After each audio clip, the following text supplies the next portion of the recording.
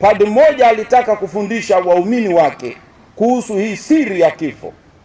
Akatangaza parokiani kwake kwamba tuna msiba, Jumatano tutakuwa na ibada ya mazishi hapa, naomba mfike. Wakristo wakachanganyikiwa, ni nani amefariki?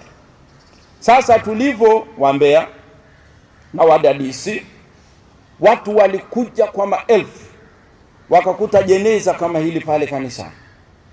Lakini padri alifunika pale kwenye kioo, akaweka picha ya kawaida. Nani akaweka kioo cha tunachojiangalia kwenye tunavyoenda kunywa ndevu wa mama mnavyojipamba. Kwa hiyo kila aliyekuja akiangalia kwa makini ndani anaona sura yake. Sasa kwa vile uoga unafikiri macho yangu yakoje, mbona najiona mwenyewe. Mtu anarudi kimya kimya, anaenda kukaa. Paroko akasema tusimame, umpe Bwana. Wakristo wote wakaimba raha ya milele. Basi akawaambia, ninyi shida iko hapo, wafu wa kiroho, mmekufa kiroho, tumegawana, tumekata ule mnyororo wetu na Mwenyezi Mungu.